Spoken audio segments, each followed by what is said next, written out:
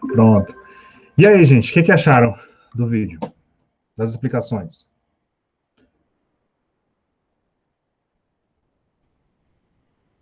O que vocês aprenderam aí? Interessante? Beleza. Vocês já tinham visto esse tipo de organização em algum outro local, um armazém, supermercado? Aqui na Carajás, aqui em Campina Grande, é muito interessante, né? Eles utilizam esse sistema de endereçamento assim, de forma muito rigorosa. Quem já teve a oportunidade de adquirir alguma coisa lá, teve que ir buscar lá no estoque, né? É bem interessante. É uma cidade, né? Qual a importância do estoque, gente? Qual a importância de se manter esse tipo de estratégia, né? De manter aquele estoque ali com os materiais classificados, endereçados e com a sua utilização ali encaminhada, né? Acho que se for, por exemplo, produto com validade, tem que classificar certo, né? Para você não vender os últimos que comprou, né? Vender os primeiros que foram comprados. Isso. Inclusive tem até uma classificação, umas técnicas de gerenciamento de estoque, né? Que é PEPS, ou EPS, PMP, que a gente vai ver isso aí mais à frente. Alisson,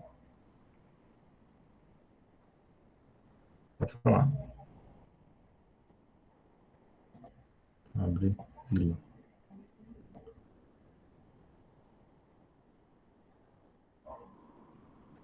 Beleza.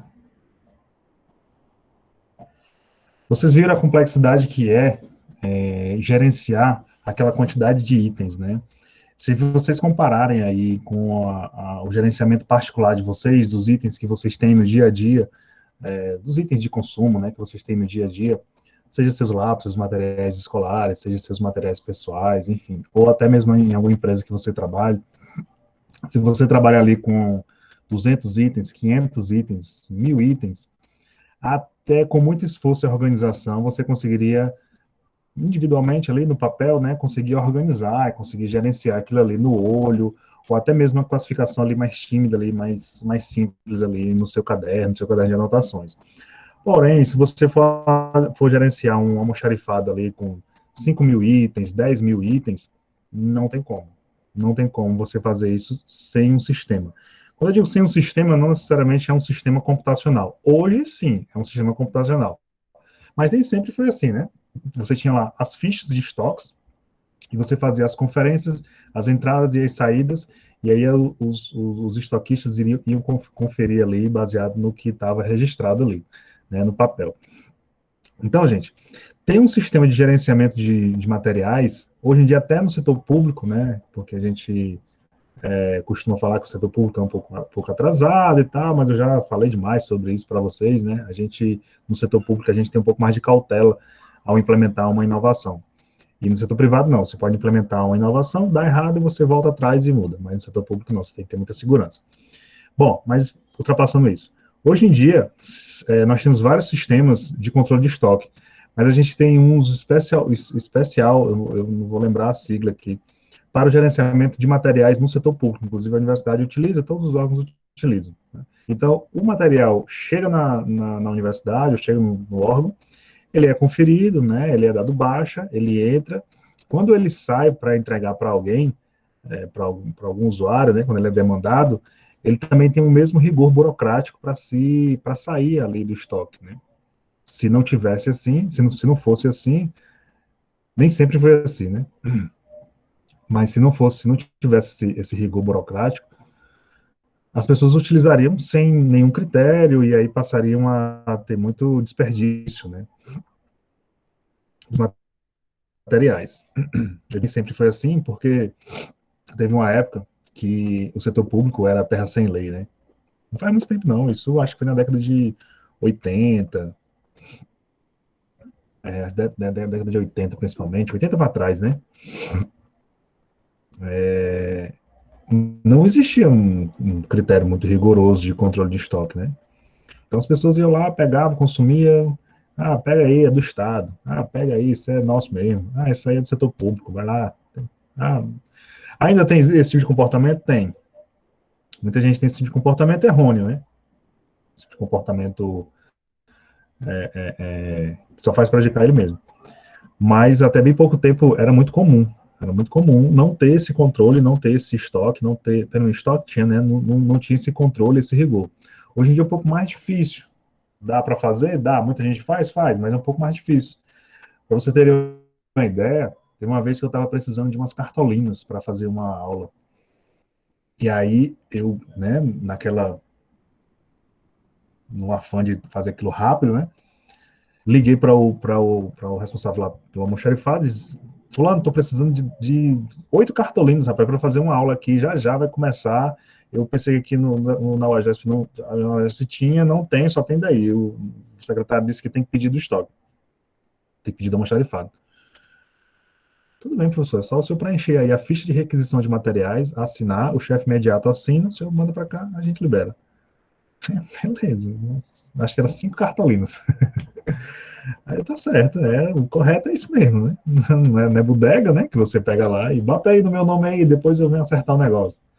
Né? Realmente é assim. Tem que ter a ficha de requisição de materiais, eu assino, o meu chefe imediato assina, entrega, aí lá ele libera e pronto. Sei que assim, pela simplicidade do material e pela urgência, a gente acabou fazendo isso de maneira muito rápida, né? Mas não ultrapassou a burocracia. É aquilo que a gente fala. A burocracia ela é essencial. Ela pode ser dinamizada, pode ser mais rápida? Pode. O sistema computacional está aí. As nossas mentes pensantes estão aí para dinamizar a burocracia. Mas se não houver burocracia, não tem serviço, não tem trabalho nem no setor público e nem no setor privado. Tá? Teve uma interessante uma história. Assim que eu me formei, tinha acabado de me formar. Na verdade, eu estava estagiando e fui efetivado lá no órgão, um órgão público. Lá. Não efetivado, mas eu acho que a nossa relação foi uma relação de comissionado. Não sei se foi comissionado. Eu sei que, enfim, eu estagiei e acabei ficando lá no órgão público, lá no Piauí. E aí, minha chefe lá, minha diretora, ela acreditava muito assim, nos recém-formados, no pessoal novo e tal. E aí ela me entregou um projeto gigantesco para gerenciar. Sabe? Uma das primeiras coisas que eu fiz, assim que eu fui efetivado, entre aspas, efetivado, né? Foi gerenciar a inauguração de uma usina de calcário agrícola, né? Para fins agrícolas, né? Sabia de absolutamente nada, meu Deus do céu. Nada. Tinha acabado de me formar e o meu foco na graduação não era nem esse. Né? E aí fui, beleza, né? Organizei o pessoal, reinaugurei o negócio, né? Tava colocando para funcionar, fiz toda aquela coisa, juntei pessoal, beleza. Na hora de botar a usina para funcionar, aí para fazer alguns testes, né? Ela disse, Alex, eu consegui um cliente aqui e ele vai levar o caminhão para lá para você carregar. Eu, beleza, tranquilo, pode levar. Aí só o seguinte, Lucilo, eu preciso de uma balança para pesar aí o calcário. Como é que a gente vai colocar lá sem saber quanto tem? Né? Não tem condição. Eu disse, não, dá um jeito lá. Tá bom. Aí eu cheguei para os responsáveis, para o pessoal, os encarregados, né? O pessoal que já tinha mais experiência lá, eu disse, olha, é o seguinte, a gente não tem balanço. A gente precisa carregar essa carreta aí. Como é que a gente faz? Eu disse, não, o pessoal aqui é experiente, o pessoal aqui. A gente costuma colocar aqui de 7 a 8 pá de cal dentro do saco e ele ali já dá X quilos. Pronto. Isso não vai dar certo. Se dá, o pessoal aqui é garantido. E eu, inexperiente, né? Confiei. Disse, tá bom, então, beleza. Mande bala aí. Aí começaram. Botaram a máquina para funcionar e toma o calcário comendo por cima. E aí, quando foram carregar, né? 7 pá. Tá? E um fiscal olhando, né? Um era 2 fiscais olhando. Uma, duas, três, quatro, cinco, seis, sete. Fecha o saco, bota lá. Só que tem um detalhe, gente. Existe paz e paz, né? Nas 7 primeiras pás, as pás vão até cheia. Mas depois, para você carregar uma carreta, né? Sei lá quantos mil quilos lá eles tinham pedido lá. Eu sei, gente, que no final, beleza, carregou, fechou, pode ir. Até mais. Vamos pensar que não. No dia seguinte, ou foi no mesmo dia, não lembro.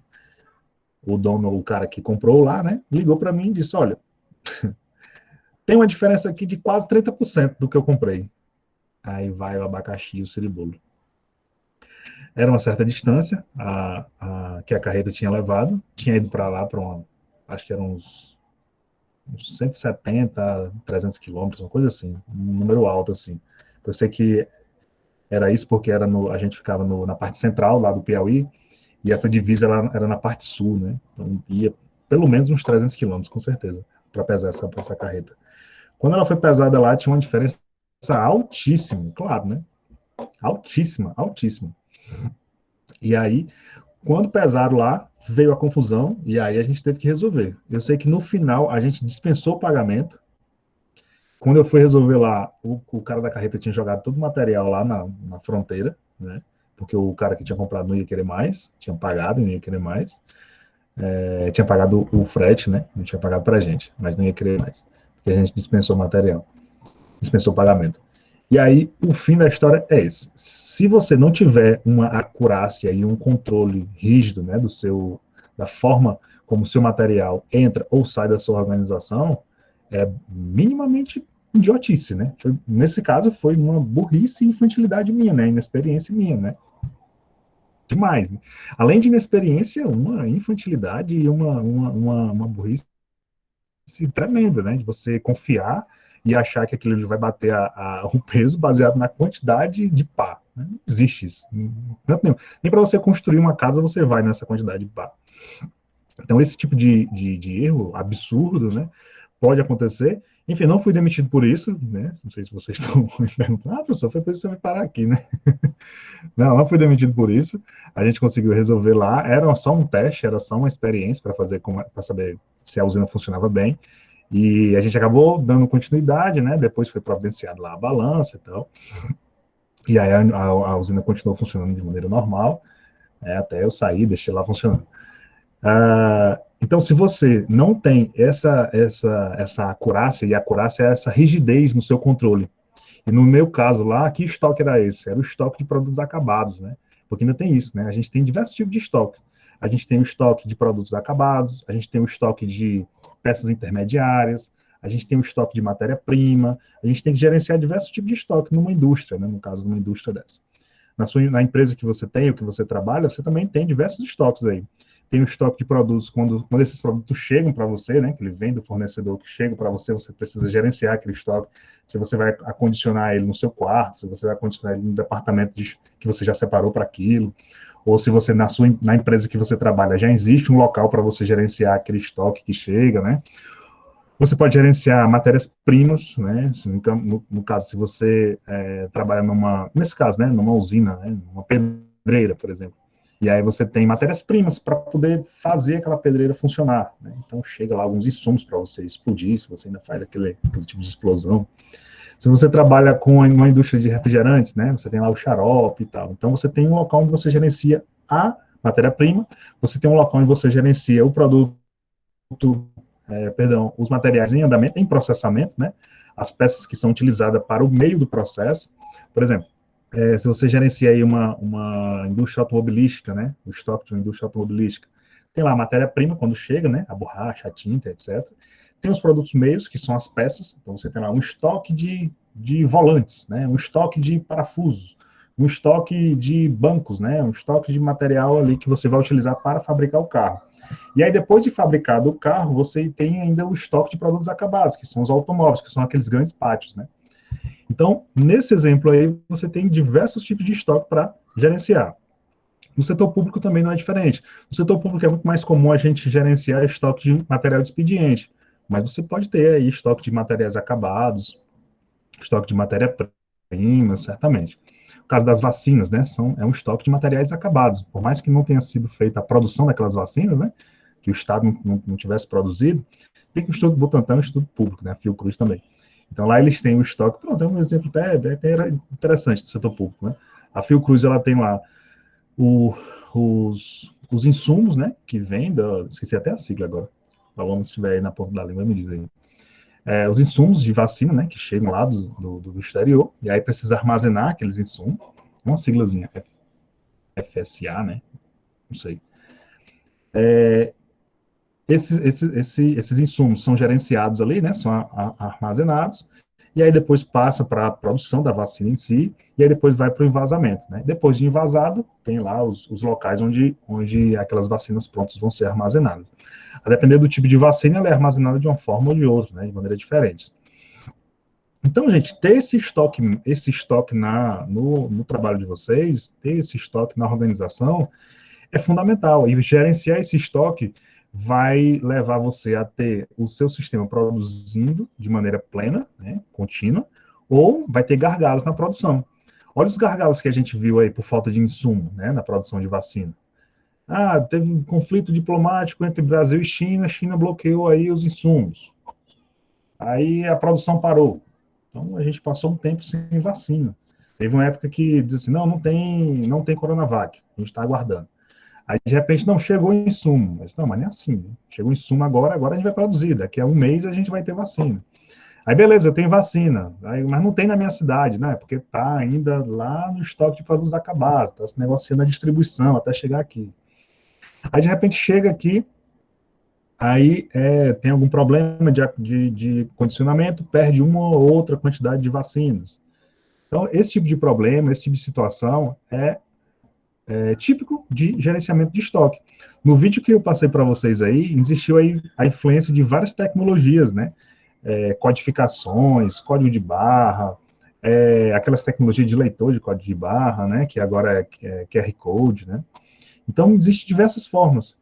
Conhecer isso aí, se você gostar disso aí, quiser se aprofundar, e faça um curso de logística, porque tem muito mais coisas a se aprender. Para vocês aqui, vocês só precisam entender o que é, como funciona e para que serve, né? Porque o gestor público ele precisa estar ciente de quais são os estoques que ele tem e como ele gerencia esses estoques, né? Então é isso, gente. Deixa eu compartilhar de novo aqui. Será que ele vai? Deixa eu tirar aqui.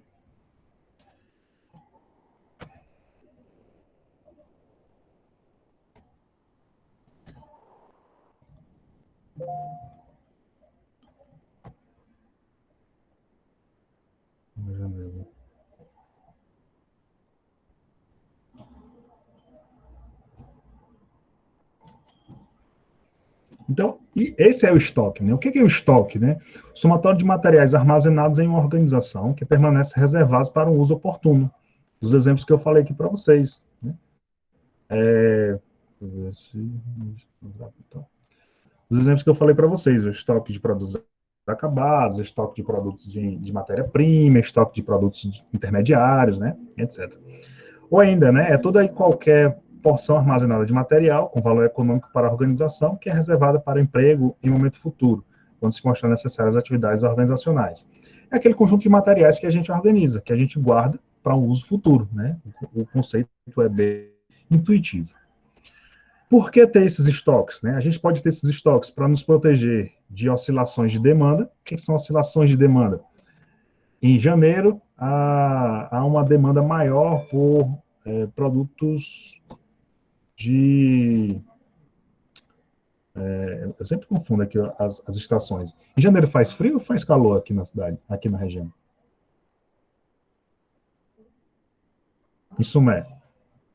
Qual é o período de frio em Sumé? São João, tá fazendo um friozinho lá agora. Então tá de Agora, dia. né? É, Qual o período de calor? O ano todo. é o ano O todo. restante, né?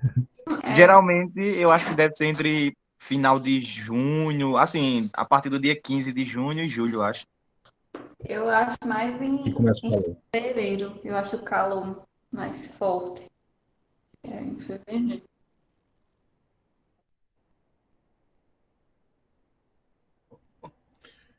Então, nesse período de maior frio, espera-se, né, a expectativa é que haja uma demanda maior por agasalhos, roupa de frio, produtos, alimentações, né, sopa, né, chocolate quente, produtos que amenizem o frio, né? Apesar de que o frio não é tão intenso, né?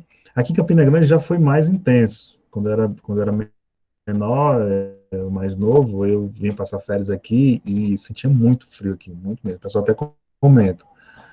Mas hoje em dia nem tanto. Não sei se é porque eu já me acostumei, mas hoje em dia nem tanto. Acho que eu quero chegar à conclusão. Mas é mesmo. Agora a pessoa só faz Onde é que desligar eu o quero ventilador. chegar com isso, né? Em períodos ao maior calor, né? É, a gente comprou um ventilador aqui, assim que a gente casou, e eu acho que eu só usei umas 5 vezes só.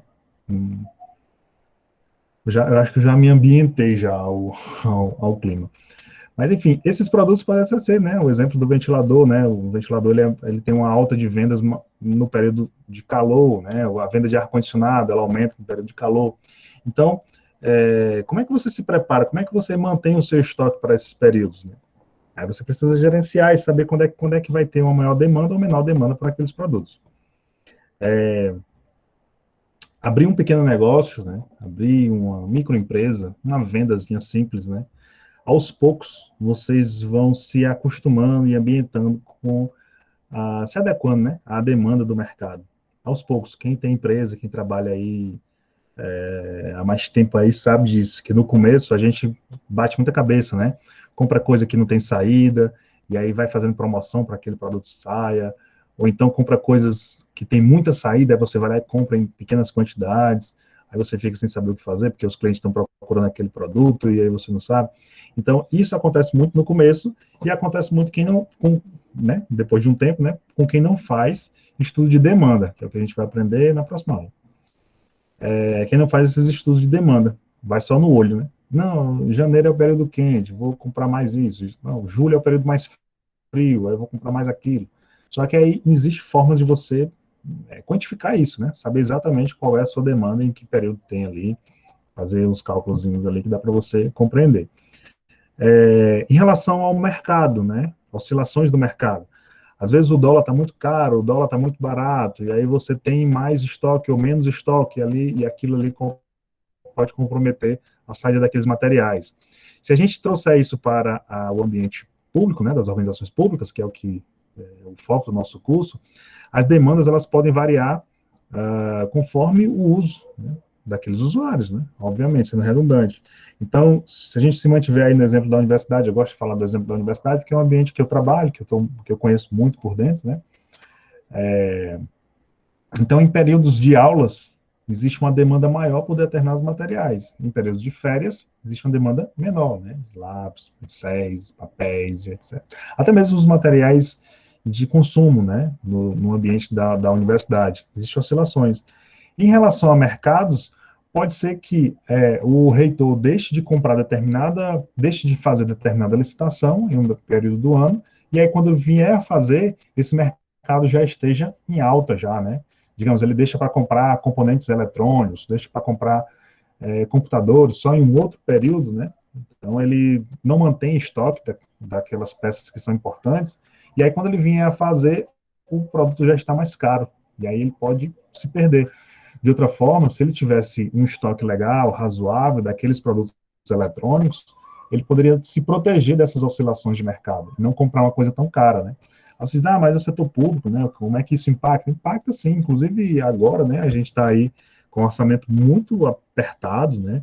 A gente teve cortes aí na faixa de 30% a 40%, né, dos nossos orçamentos, e aí a administração, né, da universidade tem que fazer malabarismo para manter e para cortar aqui, cortar ali, para poder manter a universidade funcionando. Então, esse tipo de economia que se faz aí na aquisição de materiais em licitações é importantíssimo para fazer a universidade funcionar plenamente, né? Mais 3 motivos, né, que levam a gente a ter estoque, né? Estoques podem ser uma oportunidade de investimento. A gente pode ter o nosso estoque, manter ele ali ativo e economizar, né, futuramente, baseado nessas oscilações de mercado. Estoques podem implicar economia de escala, né? Então, ao invés de eu ter uma unidade daquele produto, que é essencial para o funcionamento da minha organização, eu tenho vários. Então, eu vou economizando. Eu tenho ali e vou economizando e vou utilizando na medida que a demanda vai surgindo. Fazer uma licitação, gente, é caro. Tá? É caro fazer uma licitação. Vocês acham que é só um procedimento administrativo? Não. Você envolve gente, você envolve publicação daquele edital, você envolve gente de novo para fazer o controle, o acompanhamento, Você envolve material de expediente, né, diversos materiais de expediente, você envolve uso de tecnologia, gasto com tecnologia, gasto com manutenção, né, não é só o pregoeiro, não é só o responsável pelo setor, não, né, existe uma série de profissionais ali que estão envolvidos, até chegar essa mercadoria no estoque, ser armazenada, tem um gasto gigantesco, né, então, se você puder otimizar essa licitação e comprar o menos possível, né? Menos possível, tá? Não é comprar só uma vez e pronto, acabou, não, mas o menos possível, porque tem material que você tem que ficar comprando sempre, né? Mas se você puder fazer uma compra única e aí conseguir aproveitar aquele material ao longo do ano, nem que esse material fique lá no fornecedor e o fornecedor vá entregando a você aos poucos, ali já é uma economia de escala gigantesca, tá? Então, fazer essa economia de escala, ter um estoque ali médio, saber quanto é que você vai demandar durante o ano e já se preparar é fundamental. Estoques podem proteger de atrasos, e existe técnica também para proteger isso, né? Para a gente saber qual é o momento exato da gente fazer a compra, porque a partir daquele momento ali, a qualquer momento, o novo estoque pode chegar. Então, você compra lá água mineral.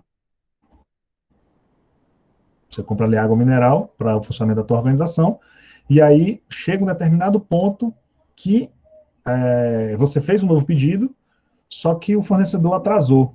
Né? O fornecedor atrasou um dia, 2 dias, 3 dias, uma semana, só que até ele entregar o novo lote, você está consumindo o seu estoque de segurança. Você guardou uma reservazinha lá para poder se programar para esses atrasos. Então, isso é fundamental no controle do estoque. Você ter uma reserva ali para aguardar até o início do próximo, a chegada do próximo lote. Custos de estoques, né? Quanto custa manter um estoque? Primeiro eu quero que vocês entendam a ideia do estoque médio. Estoque médio é a média de estoque mantido em determinado período. Em exemplos mais simples, se eu perguntasse a você qual é a quantidade de, vamos lá, qual é a quantidade de arroz que vocês guardam, ou que vocês compram no mês, ou que vocês consomem no mês, né? Qual é a quantidade de arroz? 5 quilos, 10 quilos? No Piauí o pessoal consumia muito arroz, né? Aqui nem tanto, aqui consome mais feijão, eu acho. Mas qual é a quantidade? 10 quilos? 15? Uma família de 4, 5 pessoas? Esse é o seu estoque médio. Mais ou menos. Se a gente pegar ali ano a ano. Não, teve ano que o animalzinho comedor, né, da nossa casa, aquele que faz aquela serrazona absurda, toda casa tem, entrou de férias, ou viajou, entrou de férias e viajou. Então ele está consumindo menos em casa. E aí, aquele estoque de arroz, você não consumiu tanto aqueles 10 quilos, né? Você só consumiu 2. Ou seja, os outros 8 é o responsável animalzinho lá que vocês criam. Toda casa tem, na minha casa tem também.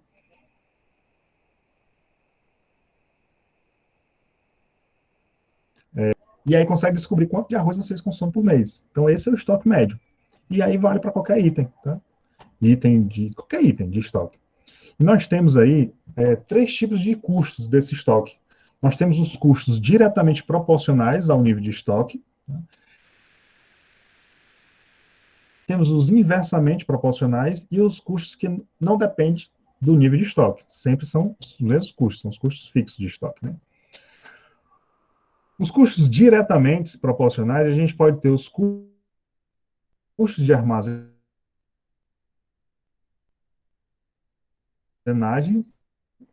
o espaço físico ali que você armazena aquilo ali. Então, a gente pode ter o custo de perda, ou seja, se você tiver ali, se você mantiver ali 10 quilos de arroz, aí de repente você abre um saco, faz, agora eu quero integral, aí faz outro, aí deixa naquele mesmo local ali. E aí, realmente, aquele ali pode se estragar. Arroz é menos perecível, não estragaria em um mês, né? Mas se a gente colocar ali um outro exemplo de algum produto alimentício ali, deixar aberto, um molho, seja lá alguma coisa do tipo, pode se estragar e você pode ter ali uma perda, um prejuízo. Então, aquele custo ali de perdas está ligado diretamente com o teu estoque. Se você perder 1 quilo de arroz, se você perder um pacote de molho, vai afetar diretamente o custo do estoque médio, vai afetar diretamente.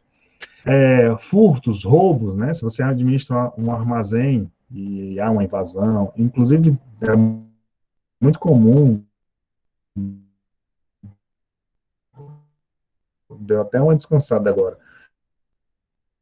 Mas aqui o pessoal, as casas de apoio que tem aqui, as casas de, nem casa de apoio, são as casas que oferecem cursos para mulheres, oferecem mulheres em situação de vulnerabilidade, enfim, aí recebe doações e tal, e aí estava tendo muito furto, tá? Muito furto, o pessoal estava entrando e levando computadores, enfim, dando um prejuízo enorme.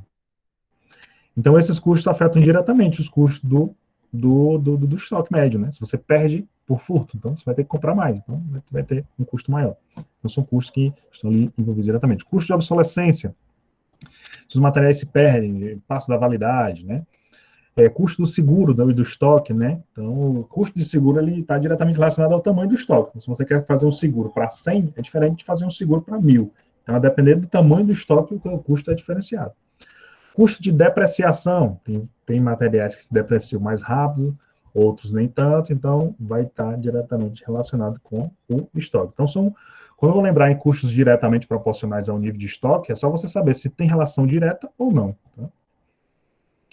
E aí existe esse cálculozinho aqui, um cálculo bem simples também, tá? Vocês não são obrigados a decorar ou se aperrear para saber o que é que significa isso, até porque isso aí vai estar dado, está posto. O custo de carregamento é o que é o custo, né, do estoque, é o custo da armazenagem, todos aqueles custos ali que estão envolvidos ali, né, o custo do produto, mais o custo de capital. Esse custo de capital é só ali uma taxa de juros, né, que envolve ali o período, multiplicado ali pelo custo estimado para a produção daquele item. Tá? Então, essas questões são dadas, esses valores são dados, tá? Você pode chegar a esse valor simplesmente fazendo a contabilidade lá do seu estoque, ou você, como gestor público, né, você pode solicitar que o seu contador gere esses custos, você chega com o contador e diz, olha, gere para mim os custos de armazenagem, qual é o custo para se manter essa farmácia aqui no meu hospital? O custo de carregamento, né, os custos que estão envolvidos diretamente ali, custo de obsolescência, quanto é que a gente perde por mês ou por ano, né? Quanto é que a gente está gastando com seguro, quanto é que a gente está gastando para repor peças, enfim, me dê esse valor aí que eu quero que você me dê no final, qual é o custo do meu estoque médio, o custo direto do meu estoque médio. E aí esses juros esses juros, né, que está ali envolvido, é um juro que está envolvido diretamente com o fato de você ter aquele armazém, tá? Então, se um armazém hoje, aquele seu armazém hoje, ele custa para você 100 mil reais manter aquele armazém, com os juros de capital, né, com os juros daquele montante, isso pode se valorizar ou se desvalorizar ao longo do tempo. Tá? Então, isso também o contador mostra para vocês bem direitinho. Aí tem um exemplo bem simples também, né? Nós temos aqui uma situação hipotética, onde o custo de armazenagem anual, né, de um item de estoque é R$25, com preço estimado de produção de R$25 e uma taxa anual de 6%. Vamos calcular os custos. Nós temos aqui 25, mais essa multiplicação aqui da taxa de juros, vezes 30. Está errado aqui o texto. É 30. Tá bom? Então, basta multiplicar aqui, fazer o somatóriozinho e gerar o custo de item por ano. Então, aquele item que você produz ali, né, de R$25, ele custa para você R$43 ao ano. Aqui é R$30, tá? O custo estimado de produção. Custo inversamente proporcional ao nível de estoque. São aqueles custos que, quanto maior o estoque, menor é o custo. Por exemplo, eu tenho lá no meu... Vamos colocar um exemplo concreto, né? Lá no estoque lá da universidade, nós temos 2 pessoas trabalhando diretamente. É o Flávio e o... Esqueci o nome dele, tomara que ele não assista esse vídeo. Ah, meu Deus. Ainda bem que eu ter dito, né? Que aí dizendo, não, tem 2 pessoas trabalhando lá, enfim. Mas tem 2 pessoas trabalhando lá. Se eu tiver um estoque lá de 1.000 itens, eu pegar o salário deles 2 e dividir por 1.000, eu vou ter o custo unitário lá, o custo de mão de obra, né? Unitário. Então, aí é só dividir e saber quanto é que custa ali em termos de mão de obra, né? Quanto é que é a mão de obra, o que equivale, né? O que eu pago ali de mão de obra para a quantidade de itens que eu tenho. 1.000 itens, né? De repente não. Ao longo do tempo, a gente vai aumentando o estoque, e aí eu vou ter agora 2.000 itens. mas eu mantenho ainda os 2 funcionários, os 2 trabalhadores ali, os 2 servidores. Esse meu custo diminuiu, né? Se eu pegar o salário deles, que eu dividia por 1.000, agora eu estou por 1.000 itens, né? Agora eu estou pegando o salário deles e estou dividindo por 2.000 itens, então significa dizer que esse valor diminuiu, esse valor proporcional ali ao número de itens diminuiu. Então, quanto maior o estoque, menor é o custo de mão de obra para manter aquele estoque funcionando, né? Então, tá aí a totalidade de custos incorridos no ato da compra, o abastecimento, né? Como custo de emissão, execução de ordens de compra, transporte, entre outros. Aqueles custos de notas fiscais, o custo de emissão, né? O custo de compra, o transporte daqueles materiais ali dentro do meu próprio estoque, né? Eles vão diminuindo à medida que eu tenho mais estoque. Numa licitação, né? Quanto é que é para fazer uma licitação? Geralmente é um custo relativamente padrão, né? Então, geralmente eu gasto com mão de obra, com material expediente, com divulgação, publicidade, publicar lá no Diário Oficial da União, enfim, tem uma série de ações que me geram custo, né, fazer uma licitação, que se eu fizer uma licitação por ano ou 2 licitações por ano, vai ser a mesma coisa para fazer uma licitação no ano. Se eu tiver repetir aquela licitação 6 meses depois, eu vou gastar de novo R$ 5.000, né? Eu estou aqui colocando um exemplo fictício. É muito mais do que isso. Então, se eu gastar ali 5.000 para fazer uma licitação, no meio do ano tiver que fazer outra licitação daqueles mesmo tipo de item, eu vou gastar ali 5.000 mais 5.000, 10.000, né? Eu fiz 2 licitações. Então, se eu não fizer a quantidade de itens que eu vou utilizar durante o ano, então aquele meu custo de licitação por item que eu comprei vai sair mais barato. Por isso que é inversamente proporcional, né, ao nível de estoque médio. Então, se eu tiver uma grande quantidade de itens comprados com uma única licitação, aquele meu custo ele vai ser menor do que se eu fizer várias licitações, ou então se eu comprar várias vezes, né. Aqui é um exemplo bem rápido também, ó, o custo de pedido versus estoque médio, né. Nesse exemplo de licitação, nós temos aqui um pedido por ano, eu comprei 10.000 resmas, o estoque médio para 2 períodos, né? No caso, 2 semestres, 5.000 resmas. O custo de pedido anual, R$ 1.000. Se eu fizer 4 pedidos, eu vou gastar R$ 4.000. Se eu fizer 10 pedidos, eu vou gastar R$ 10.000. Então, sempre que eu for dividindo isso aqui, esse custo vai aumentando, né? Sempre que eu vou diminuindo, se eu for fazendo aqui, esse custo vai aumentando. Então, ele é inversamente proporcional. E nós temos os custos que são independentes, independe do nível de estoque. No caso, os aluguéis, né, os aluguéis de galpão, o salário de funcionários que não estão ligados diretamente com a produção, mas com a manutenção, né, eu sempre vou manter ali os mesmos 10, 15, 20 funcionários para limpar o meu estoque, para manter o meu estoque funcionando e tal. Nós temos aí depósitos que são organizados, né, por docas, e aí a manutenção dessas docas, às vezes, é feita em um contrato único. Então, se eu utilizar 10 docas, 5 docas, independe, e aí esses meus custos, eles não têm nada a ver com o nível de estoque. Tanto faz eu ter 10.000 resmas, como eu ter 1.000 resmas, né? A manutenção, a limpeza, o salário dos funcionários que não estão relacionados diretamente com a quantidade de itens, ela vai ser a mesma, tá? Então não vai ter nenhuma diferença. Ok, gente? Alguma dúvida?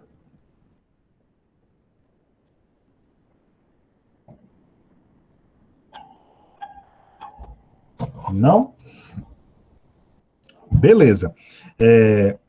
Olha só, eu sei que esses conteúdos, assim, às vezes, à primeira vista, pode causar uma estranheza, né, uma dificuldade de compreender esses detalhes, mas o foco da disciplina e o foco de vocês é compreender como funcionam as ferramentas, para que serve e como aplicar, tá?